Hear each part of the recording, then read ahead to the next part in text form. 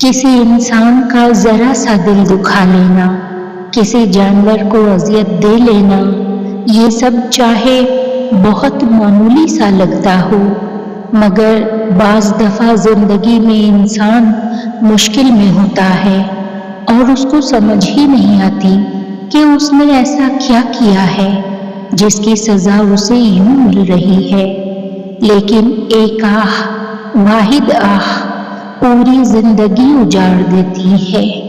جب لوگ آپ کی کھال نہیں اتار پاتے تو وہ آپ کی بولی گئی باتوں کی کھال اتارنا شروع کر دیتے ہیں، کیونکہ ان کا مطلب ہر لحاظ سے آپ کا جینا حرام کرنا ہوتا ہے۔ وراثت میں ملی جہالت سب سے زیادہ ضدی ہوتی ہے، یہ دلیل سے نہیں عادت سے چلتی ہے اور نسلوں تک ضد بن کے قائم رہتی ہے۔ بعض شوہر یہ بھول جاتے ہیں کہ بیوی شادی کے بعد صرف گھر نہیں بدلتی، وہ اپنی پوری دنیا بدلتی ہے۔ اس کے لیے نئی جگہ، نئے لوگ، نیا ماحول، نئی ذمہ داریاں، یہ سب آسان نہیں ہوتا۔ ایسے میں شوہر اگر صرف تماشائی بن جائے تو عورت اندر سے تنہا ہو جاتی ہے۔ بیوی کے ساتھ گھومنا صرف سیر نہیں ہوتا، یہ اس کے دل کو یقین دلانا ہوتا ہے کہ وہ صرف ذمہ داری نہیں، تمہاری ترجیح ہے۔ عورت کو مہنگی جگہیں نہیں چاہیے، اسے صرف وہ وقت چاہیے جس میں وہ خود کو تمہاری دنیا محسوس کرے۔ زندہ کا دل دکھا کر لوگ میت سے معافی مانگتے ہیں۔ انسان کو انسان سمجھ کے سلوک کرے، کیونکہ جو آپ کے گھر کا نوکر ہے وہ اپنے گھر کا سربراہ ہے۔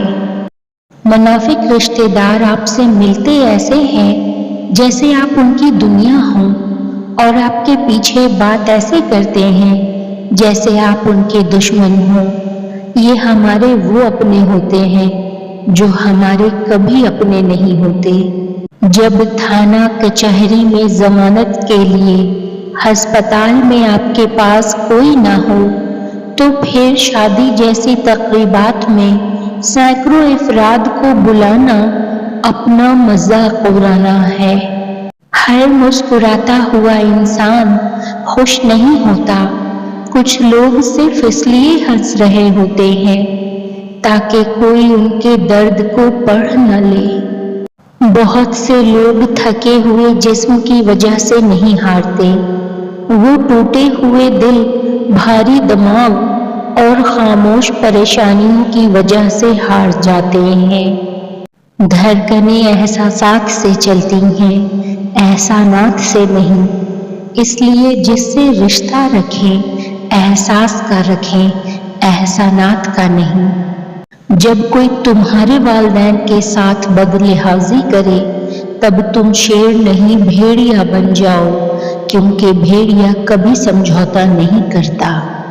ہمارے گھروں کے سائبان ہمیشہ سلامت رہیں، ان کے بستر ان کے وجود سے کبھی خالی نہ ہوں، اور ہمارے گھر ان کی بھاری آوازوں سے ہمیشہ گونجتے رہیں۔ آمین۔ یا اللہ، مجھے میرے مستقبل کے خدشات نے گھیر لیا ہے۔ ایسا محسوس ہوتا ہے جیسے میں خوف کی بیماری میں مبتلا ہوں۔ میں نے اپنی زندگی میں بہت سے مشکل اور تکلیف دہ باب دیکھے ہیں جنہوں نے مجھے کمزور کر دیا ہے۔ یا رب، مجھے کامل صحت عطا فرما، کامل نصیب عطا فرما، اور مجھے ایمان کے ساتھ کامل موت نصیب فرما۔ آمین۔